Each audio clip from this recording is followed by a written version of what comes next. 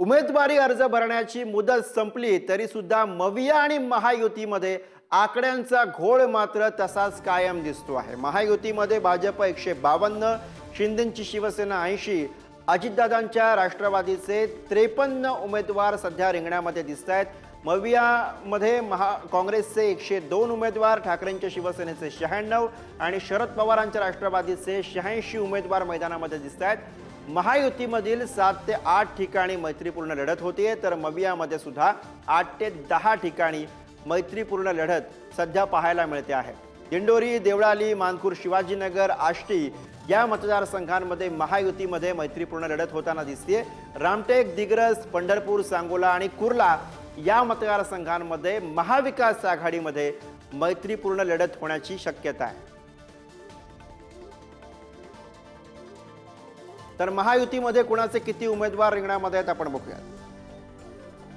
भाजपचे 152, शिंदेच्या शिवसेनेचे 80, अजितदादांच्या राष्ट्रवादीचे 53 उमेदवार रिंगणामध्ये दिसत आहेत।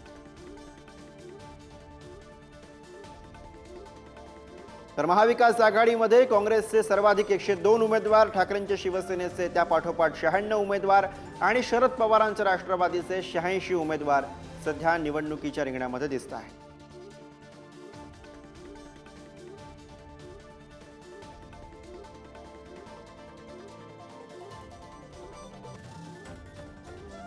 तर मविया आणि महायुतीचे हे आकडे आपण बघितलेले आहेत। महायुतीमध्ये 7 ते 8 ठिकाणी मैत्रीपूर्ण लढत, तर मवियामध्ये 8 ते 10 ठिकाणी मैत्रीपूर्ण लढत आपल्याला दिसते आहे।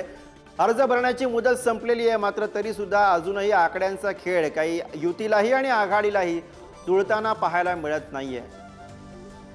त्यामुळे आकड्यांचा हा घोळ अद्यापही कायम दिसतोय। महायुतीमध्ये भाजप सर्वाधिक 152 जागांवरती निवडणूक लढते आहे, तर मवियामध्ये काँग्रेस सर्वाधिक 102 जागांवरती उमेदवार लढवते आहे। तर तिकडे शिंदे सेना आणि त्याचबरोबर ठाकरे सेना दोन्ही युत्या आघाड्यांमध्ये आपल्याला दुसऱ्या क्रमांकावरती दिसत आहेत। तर तीच गत ही दोन्ही राष्ट्रवादींची सुद्धा आपल्याला युती आणि आघाडी दोन्हीकडे पाहायला मिळते। आणि याच विषयी आपण अधिक बोलूया। प्रतिनिधी सुशांत सावंत सध्या आपल्या सोबत आहे। सुशांत, महायुतीच्या बाबतीत बोलायचं झालं तर महायुतीमध्ये सुद्धा आकड्यांचा घोळ हा तसाच कायम आहे। काही ठिकाणी मैत्रीपूर्ण लढती दिसत आहेत, मात्र भाजप या सगळ्यामध्ये मोठा भाऊ म्हणून समोर येताना दिसतोय। अगदी बरोबर आहे गुरुप्रसाद। आपण जर बघितलं असेल तर जवळपास 15 दिवस मॅरेथॉन बैठका झाल्या, जागांचा घोळ तसा होता। शेवटच्या क्षणापर्यंत कोण किती जागा लढवेल याचा अंदाज येत नव्हता। मात्र भाजप आणि प्लस मित्रपक्ष असे भाजपच्या चिन्हावर, म्हणजे मित्रपक्ष जे असतील ते देखील भाजपच्या चिन्हावर लढतील, असे 152 जागा ज्या आहेत ते भाजप लढणार आहे। त्यामुळे महायुतीमध्ये भाजपच हा मोठा भाऊ ठरलेला आहे आणि एकनाथ शिंदे ना 80 जागा दिलेल्या। पण आपण बघितलं असेल गुरुप्रसाद तर जवळपास 7 ते 8 जागा ज्या आहेत ते मैत्रीपूर्ण त्या ठिकाणी लढत होणार। त्यामध्ये शिवाजीनगर, मानखूर शिवाजीनगरची जागा आहे, ज्या ठिकाणी अजित पवार यांच्याकडून खरं तर नवाब मलिक, तर दुसरीकडे शिंदेच्या शिवसेनेकडे देखील तिथे उमेदवार दिलेला आहे। भाजपनं त्याला समर्थन दिलं आहे। नवाब मलिक यांना भाजपकडून जोरदार विरोध होतोय। त्यामुळे जर बघितलं असेल तर दिल्लीमध्ये बैठका झाल्या, महाराष्ट्रात बैठका झाल्या, मात्र तरी देखील शेवटच्या क्षणापर्यंत नेमका कुणाला कोणती जागा सुटली, कारण अनेक ठिकाणी जे आहेत ते दोन्ही पक्षांकडून एबी फॉर्म वाटण्यात आले। मात्र यामध्ये सगळ्यात जर बघितलं असेल गोंधळ कुठे पाहायला मिळाला तो म्हणजे एकनाथ शिंदेची शिवसेना आणि अजित पवार यांची राष्ट्रवादी। अनेक ठिकाणी अशा ज्या जागा आहेत 7 ते 8 जागा जिथे मैत्रीपूर्ण लढती होतील त्या ठिकाणी मुख्यतः एकनाथ शिंदेनी देखील त्यांच्या उमेदवाराला एबी फॉर्म दिलेला आहे। दुसरीकडे अजित पवार गटाने देखील त्यांच्या उमेदवाराला एबी फॉर्म दिले। त्यामुळे गोंधळ जो आहे तो कायम आहे, संभ्रम जो आहे तो कायम आहे। आणि यामध्ये जर गुरुप्रसाद बघितलं असेल तर कुठेतरी बंडखोरीचा फटका देखील महायुतीला बसण्याची दाट शक्यता आहे। कारण जर पाहिलं असेल तर बोरिवली सारखी जागा ज्या ठिकाणी भाजपचेच माजी खासदार जे आहेत ते भाजपच्याच उमेदवाराच्या विरोधात रिंगणात उतरलेले आहेत। त्यामुळे इतका आटापिटा केला असला तरी महायुतीमध्ये तरी देखील बंडखोरी आणि जागांचं जे गणित आहे ते जुळवताना कुठेतरी यांना अपयश आल्याचं आपल्याला पाहायला मिळतंय गुरुप्रसाद। अगदी सुशांत, याच विषयावरती आपण बोलतो आहोत। आपल्यासोबत सुशांत सावंत, पंकज दळवी आणि त्यासोबतच चेतन सावंत आणि किरण टाजणे आपले प्रतिनिधी आहेत। आता आपण जाऊयात पंकज दळवी यांच्याकडे. पंकज, जर का महायुतीमधल्या शिंदेच्या शिवसेनेच्या सहभागाविषयी बोलायचं तर लोकसभेला सुद्धा तुलनेनं कमी जागा या शिंदेच्या शिवसेनेच्या पदरामध्ये पडल्या होत्या आणि आता सुद्धा तीच गत आपल्याला अपेक्षेप्रमाणे पाहायला मिळते. मात्र दुसरीकडे ठाकरेंचा एकूणच उमेदवारांचा आकडा वाढताना दिसतोय आणि काही अशा जागा आहेत ज्या ठिकाणी थेटपणे दोन शिवसेनेमध्ये सामने होणार आहेत. काही ठिकाणी अर्थातच महायुतीमध्ये मैत्रीपूर्ण लढती होताना आपल्याला बघायला मिळणार आहेत. काही ठिकाणी माघार घेतली जाणार की नाही, असे सगळे मुद्दे आहेत. कसं बघायचं या सगळ्या शिंदेच्या शिवसेनेला आलेल्या महायुतीमधल्या वाट्याकडे? शिंदेच्या शिवसेनेनी सुरुवात आधी 117 जागांची तयारी केली होती, मागणी केली होती. त्याच्यानंतर 100 वर आला आणि आता 80-82 वरती हा आकडा जो आहे तो थांबलेला आहे. एकनाथ शिंदे यांची स्ट्रॅटेजी किंवा नेहमी ते स्ट्राईक रेट या विषयावरती बोलतात. किती सीट्स निवडून आल्या त्याच्यापेक्षा स्ट्राईक रेट किती आहे हे ते अगदी ठळकपणे सांगत असतात. तोच मुद्दा इथे अत्यंत महत्त्वाचा असं म्हणावं लागेल. कमीत कमी सीट्स लढवून जास्तीत जास्त सीट निवडून आणायचा हा एकनाथ शिंदे यांचा फॉर्म्युला आहे. एकनाथ शिंदे यांनी एका जागेवरती, प्रत्येक जागेवरती जी आहे ती त्यांची पूर्ण जी सेटिंग जी आहे किंवा जी व्यवस्था जी आहे ती ऍक्टिव्ह केलेली आहे. यंत्रणा पूर्णपणे कार्यान्वित केलेली आहे. प्रत्येक जागेवरती लक्ष दिलं जातं. एकही जागा कुठल्याही कारणाने पराभूत होणार नाही. ज्या पराभूत होणाऱ्या जागा आहेत तिथे डॅमेज कंट्रोल कसं करता येईल असं इंडिव्हिज्युअल लक्ष जे आहे त्या जागेंवर दिलं जातं आणि 1 to 1 जे आहे ते कॉन्सन्ट्रेशन एकनाथ शिंदेंनी केलेलं आहे. त्यामुळे 80 जागा निवडून गेल्या वेळेचा जो आकडा होता त्यांचा लढून गेल्या वेळेचा जो आकडा होता तो आकडा मेंटेन करण्याचा प्रयत्न त्यांचा असणार आहे. पहिलं टार्गेट जास्तीत जास्त जागा निवडून आणणं, दुसरं टार्गेट जो आकडा आहे तो मेंटेन करणं आणि कुठेतरी महायुतीमध्ये जास्त जागा आणून आपलं वर्चस्व, आपलं अस्तित्व आणि आपली ताकद कायम ठेवणं, वर्चस्व कायम ठेवणं असं आपण म्हणू शकतो. जेणेकरून जेव्हा निवडणूक झाल्यानंतर, निकाल लागल्यानंतर बेरीज केली जाईल जागांची, सीटांची आकडेवारी मांडली जाईल, तेव्हा कुठेतरी मुख्यमंत्री बसताना त्यांच्या हातात काही ताकद असली पाहिजे. या सगळ्या गोष्टी लक्षात घेऊन असं म्हणावं लागेल. बरोबर आहे पंकज, महायुतीमध्ये आपलं वर्चस्व दाखवण्याचा प्रयत्न अर्थातच तिन्ही पक्षांचा असणार आहे आणि त्याच अनुषंगानं आता या सगळ्या जागा वाटपामध्ये जे काही वाट्याला जागा आलेल्या आहेत त्यातनं जास्तीत जास्त जागा निवडून आणण्याचा प्रयत्न हा अर्थातच प्रत्येक पक्षाचा असणार आहे. महायुतीविषयी आपण बोललो आणि आता महाविकास आघाडीविषयी बोलूया. सुशांत आणि पंकज तुम्ही सोबत राहा. मी जातोय चेतन यांच्याकडे. चेतन, महाविकास आघाडीच्या बाबतीत बोलायचं तर आता अगदी काही वेळापूर्वीच काँग्रेसची पत्रकार परिषद झालेली आहे ज्यामध्ये चेन्नीथला म्हणालेत की महाविकास आघाडी ही काही मैत्रीपूर्ण लढत करणार नाही आहे. पण जे काही दिसतंय त्यानुसार ठाकरेंच्या शिवसेनेच्या बाबतीत बोलायचं असं सुरुवातीपासून सर्वाधिक जागा घेण्यासाठी ते आग्रही होते. मात्र 100 काही त्यांना अजून तरी गाठताना आलेली दिसत नाहीये. दुसरीकडे तिकडे काँग्रेस मोठा भाऊ म्हणून महाविकास आघाडीमध्ये समोर आलेला आहे. अनेक ठिकाणं अशी आहेत ज्या ठिकाणी मैत्रीपूर्ण लढत होणार आहे, बंडखोरी झालेली आहे. महाविकास आघाडी समोर जागा वाटपानंतर जे काही चित्र आहे ते बघता काय आव्हानं दिसत आहेत? गुरुप्रसाद, एकदम खरं तर आपण जे सांगितलं आहे त्याप्रमाणे जर आपण पाहिलं तर ठाकरेंच्या शिवसेनेकडून आतापर्यंत 96 उमेदवारांना एबी फॉर्म दिले आहेत. म्हणजे 96 उमेदवारांनी आपला उमेदवारी अर्ज काल दाखल केलेला आहे. कालपर्यंत यातील काही जागा आहेत म्हणजे दिग्रस असेल, पंढरपूर असेल, सांगोला असेल, पेण, अलिबाग, रायगड या ठिकाणच्या जागा असतील. या जागेंवर खरं तर शेकापच्या या जागा आहेत. त्या जागेवर शेकापने देखील उमेदवार दिला आणि ठाकरेंच्या शिवसेनेने देखील उमेदवार दिला. म्हणजे कुठेतरी मैत्रीपूर्ण लढत होण्याची शक्यता आहे. मात्र आज सकाळी जेव्हा संजय राऊतांना हा प्रश्न विचारला होता तेव्हा त्यांचं म्हणणं असं होतं की फॉर्म मागे घ्यायची तारीख ही 3 तारीख आहे आणि 3 तारखेपर्यंत जो वेळ भेटतोय त्या वेळेत आम्ही सर्व मित्र पक्षांबरोबर चर्चा करू. कारण की ज्या जागा आम्ही मागितल्या आहेत म्हणजे ज्या जागेवर आमच्या उमेदवारांनी एबी फॉर्म भरला आहे त्या जागेचा म्हणजे सांगोला असेल, पंढरपूर असेल, त्याचबरोबर आपलं पनवेल असेल, अलिबाग असेल, पेण असेल, या जागेंवर ठाकरेंच्या म्हणजे शिवसेनेचे आमदार होते.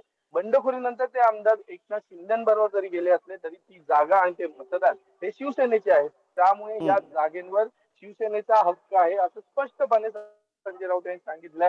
तरी देखील कुठेही ताणतणाव होऊ नये, कुठेही मैत्रीपूर्ण लढत होऊ नये यासाठी पुन्हा एकदा महाविकास आघाडी आणि मित्र पक्ष छोटे छोटे आहेत जे ते सर्व एकत्रित बसणार आहे आणि या संदर्भात चर्चा करून 3 तारखेपर्यंत जो काही निर्णय तो घेण्यात येणार आहे. मात्र आपण जर पाहिलं तर ठाकरेंची शिवसेना आणि काँग्रेस असंच नाही तर काँग्रेस राष्ट्रवादी देखील आहे. मुलुंडमध्ये काल शेवटची तारीख होती. महाविकास आघाडीकडून कोणताही उमेदवार देण्यात आला नव्हता. मात्र काल शेवटच्या तारखेला काँग्रेस आणि राष्ट्रवादी काँग्रेस शरद पवार गट दोघांकडूनही उमेदवारी दाखल करण्यात आली आहे. आतापर्यंत आलेल्या माहितीप्रमाणे राष्ट्रवादी काँग्रेस पार्टी शरद पवार गट आपली उमेदवारी मागे घेत आहे.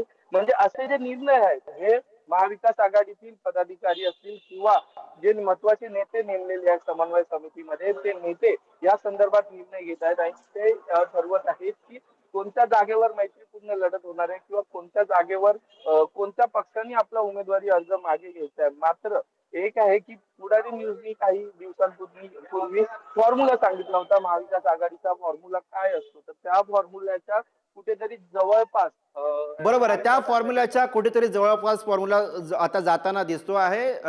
चेतन, मी जातोय किरण टाजणे यांच्याकडे. किरण, जर का महाविकास आघाडी बाबत बोलायचं आणि यातल्या शरद पवारांच्या राष्ट्रवादी काँग्रेसच्या सहभागाविषयी बोलायचं तर लोकसभेला सुद्धा जो पॅटर्न आपल्याला दिसलेला होता की शरद पवार हे कमीत कमी जागा महाविकास आघाडीमध्ये घेतात आणि जास्तीत जास्त जागा कशा यातल्या निवडून येतील स्ट्राईक रेटवरती ते भर देताना दिसतात आणि आता सुद्धा शरद पवारांचा तोच पॅटर्न या फॉर्म्युल्यामधनं सध्या तरी आपल्याला दिसतोय. किरण,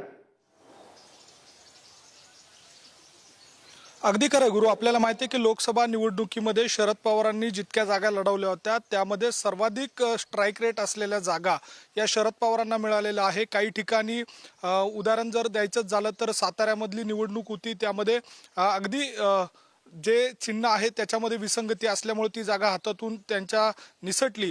एकूणच परिस्थिती जर बघितलं तर आता ही शरद पवारांच्या राष्ट्रवादीकडनं या सगळ्या दरम्यान कमीत कमी जागा लढवून जास्तीत जास्त त्या जागा कशा निवडून आणता येईल याच्यासाठीचा भर देण्यात आलेला आहे.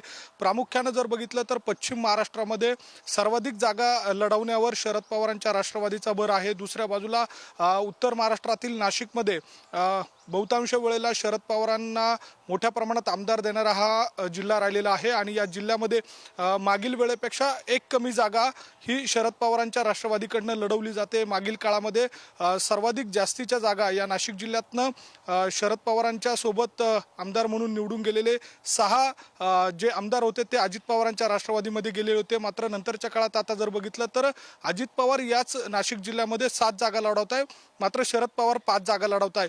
एकूणच जिथं जसा ताकदीचा उमेदवार आहे तीच जागा आपल्यात पदरात पाडून घ्यायची. बहुतांश ठिकाणी असं झालंय की ज्या ठिकाणी ठाकरेंच्या शिवसेनेनं शरद पवारांच्या जागेचा दावा असतानाही त्या ठिकाणी उमेदवार दिलेला आहे. त्यामुळे काही नाराज मंडळींनी अपक्ष उमेदवारी देखील अर्ज दाखल केलेला आहे. मैत्रीपूर्ण लढतीसाठीचे देखील प्रयत्न झालाय. मित्रपक्ष प्रामुख्यानं यामध्ये माकप जे नाशिकमध्ये देखील मोठ्या प्रमाणात माकपचं वर्चस्व राहिलेलं आहे. नाशिक पश्चिम असेल किंवा कळवण मतदारसंघ असेल, यामध्ये कळवणची जागा महाविकास आघाडीमध्ये मित्रपक्ष म्हणून सोडण्यात आलेली असली तरी नाशिक पश्चिमच्या जागेवर देखील दावा होता. मात्र त्या ठिकाणी ठाकरेंच्या शिवसेनेनं उमेदवार दिलेला आहे. बरोबर आहे किरण, तुम्ही जे विश्लेषण करताय त्यानुसार अजित पवारांच्या राष्ट्रवादीच्या बाबत सुद्धा आपल्याला बोलावं लागेल. कारण शरद पवारांच्या राष्ट्रवादीने एकीकडे महाविकास आघाडीमध्ये सगळ्यात कमी जागा घेतल्या, तीच गत काहीशी महायुतीमध्ये अजित पवारांच्या राष्ट्रवादीची आहे. याचविषयी आपण अधिक बोलूया. प्रतिनिधी बालाजी पोद्दार सध्या आपल्या सोबत आहेत. बालाजी, जर का आपण या सगळ्या फॉर्म्युलांवरती नजर टाकली तर जे काही प्रमुख पक्ष महाराष्ट्रामध्ये आहेत त्यात युत्या आघाड्यांमध्ये सगळ्यात कमी जागा या अजित पवार यांच्या राष्ट्रवादीच्या वाट्याला आलेल्या आहेत. म्हणजे त्या तुलनेने शरद पवारांच्या राष्ट्रवादीला सुद्धा जास्त जागा मिळताना दिसत आहेत. अशात बऱ्याच ठिकाणी थेटपणे शरद पवारांची राष्ट्रवादी विरुद्ध अजित पवारांची राष्ट्रवादी असा सामना होणार आहे. बारामतीमध्ये सुद्धा एक मोठी लढत पवार विरुद्ध पवार अशी होते. कसं बघायचं महायुतीमध्ये दादांना मिळालेल्या वाट्याकडे? बालाजी. नक्कीच अजित पवारांची जी राष्ट्रवादी आहे ती 53 जागा महायुतीमध्ये लढते. 53 जागा म्हणजे सर्वात कमी जागा जी आहे ती महायुतीमध्ये अजित पवारांना मिळाल्यात. मात्र लोकसभेच्या तुलनेत या जागा जास्त आहेत, कारण 40 ते 45 जागा ह्या अजित पवारांना देण्याचं ठरलेलं होतं. मात्र लोकसभेमध्ये माघार घेतलेली होती. अजित पवारांनी 4च जागा लढलेल्या होत्या आणि त्यातला एकच खासदार निवडून आला होता. मात्र यावेळेस कुठलंही कॉम्प्रोमाइज नाही करायचं असं अजित पवारांच्या राष्ट्रवादीनं ठरवलेलं होतं. त्यासाठी आतापर्यंत 53 जरी उमेदवार जाहीर केले असले तर काही उमेदवारांना AB फॉर्म सुद्धा दिलेले आहेत. 7 ते 8 ठिकाणी मैत्रीपूर्ण लढती आहेत. अजित पवारांना खरं तर लोकसभेनंतर मोठा धक्का बसला. अनेक त्यांच्या जवळचे आमदार, जवळचे कार्यकर्ते जे आहेत ते नंतर परत शरद पवारांच्या पक्षात गेल्याने त्यांना या जागा कमी घ्याव्या लागत आहेत. कारण अजित पवारांकडे तेवढे उमेदवार आहेत का, हा खरा प्रश्न आहे. शरद पवारांकडे जे इन्कमिंग सुरू आहे त्या इन्कमिंगच्या वरती शरद पवारांना ज्या जागा आहेत त्या कमी पडलेल्या आहेत. मात्र अजित पवारांकडे जागा असतानाही काही उमेदवार अदलाबदल करावे लागले. काही ठिकाणी भाजपाने बंडखोरी केली, काही ठिकाणी शिवसेनेने बंडखोरी केली आणि या सगळ्याचा परिणाम जो आहे तो या जागा कमी होण्यात झालेला आहे. मात्र अजित पवार या 53 जागापैकी जवळपास 45 जागा निवडून येण्यासाठी प्रयत्न करतायत. विशेषतः पुणे जिल्ह्यातल्या जागा असतील किंवा पश्चिम महाराष्ट्रातल्या असतील. विद्यमान आमदार जे आहेत अजित पवारांसोबत केलेत त्यापैकी एकाही आमदाराचं तिकीट जे आहे ते अजित पवारांनी कापलेलं नाही. कारण निवडून येणं हाच एक महत्त्वाचा निकष आहे. कारण अजित पवारांची मुख्यमंत्री होण्याची मोठी महत्त्वाकांक्षा आहे. त्यासाठी जास्तीत जास्त या आघाडीमध्ये उमेदवार निवडून आणणं हे महत्त्वाचं आहे. त्यामुळेच कालपासून ते महाराष्ट्र दौऱ्यावर सुद्धा निघालेले आहेत. आणि जे बंडखोरी करतायत त्यांना सज्जड दम सुद्धा काल अजित पवार यांनी दिलेला असून पक्षात बंडखोरी बरोबर आहे. मागच्या वेळेला स्ट्राईक रेटच्या बाबतीमध्ये अजित पवार हे शरद पवारांच्या तुलनेमध्ये मागे पडलेले होते. त्यामुळे आता या वेळेला पदरामध्ये थोड्या जास्त जागा पडल्यानंतर अजित पवार काय करिश्मा दाखवतात हे आपल्या सगळ्यांना बघायचं आहे. आणि त्याचबरोबर महाविकास आघाडीमध्ये काँग्रेसच्या बाबतीत बोलायचं झालं तर काँग्रेस हा मोठा भाऊ म्हणून समोर आलेला आहे. त्यामुळे काँग्रेसविषयी सुद्धा आपल्याला प्रामुख्याने बोलावं लागेल. निखिल चव्हाण आपले प्रतिनिधी आपल्यासोबत आहेत. निखिल, थेटपणे महाविकास आघाडीमध्ये काँग्रेस आणि शिवसेना यांच्यामध्ये द्वंद्व आपल्याला बघायला मिळालं. अर्थातच वर्चस्ववादाची लढाई म्हणून याकडे बघावं लागणार आहे. आणि या सगळ्यामध्ये काँग्रेसनं कुठेतरी थोडीशी बाजी मारली असं म्हणायला सध्या तरी स्कोप दिसतो आहे. निखिल, नक्कीच गुरुप्रसाद, आपण म्हणायचं झालं तर ह्या आपण पूर्ण वाक्यावरती जर आपण पार्श्वभूमी पाहिली तर ज्या वेळेपासून महाविकास आघाडीचं जागा वाटपांचं जे चर्चासत्र सुरू आहे तेव्हापासून काँग्रेसने जास्त जागांची जी मागणी आहे ती केलेली होती आणि त्याच अनुषंगाने काँग्रेसने या जास्त जागा आता देखील घेतलेल्या आहेत. परंतु बऱ्याच या मतदारसंघांमध्ये पाहायचं झालं तर मित्रपक्षांमध्ये जी लढत आहे ती पाहायला मिळेल. कारण कालपर्यंत या ठिकाणी 2 पेक्षा अधिक मतदारसंघांमध्ये मित्रपक्षांमध्येच आमने सामने जे उमेदवार आहेत ते देण्यात आलेले होते. काही ठिकाणी एबी फॉर्म आहेत ते डायरेक्ट पोहोचवण्यात आलेले होते. त्यामुळे जे एबी फॉर्म आहेत ते डायरेक्ट पोहोचवल्यामुळे त्यांनी देखील हा जो उमेदवारीचा अर्ज आहे तो भरलेला आहे. त्यामुळे आता 4 तारखेपर्यंत वेळ आहे. याच्यामध्ये उमेदवारी अर्ज नक्की कोण मागे घेत आहे हे देखील पाहणं महत्त्वाचं. बरोबर आहे. खरं चित्र आता या सगळ्या जागा वाटपानंतरचं 4 तारखेला स्पष्ट होणार आहे. त्यामुळे 4 तारखेला नेमकं कोण माघार घेणार आणि कसं चित्र एकूणच लढतीचं असणार हे स्पष्ट होऊ शकेल. धन्यवाद. सुशांत सावंत आपल्यासोबत होते, पंकज दळवी आपल्यासोबत होते आणि त्यासोबतच चेतन सावंत आणि किरण टाजणे, त्याचबरोबर बालाजी पोद्दार आणि निखिल चव्हाण, सगळ्यांचे धन्यवाद.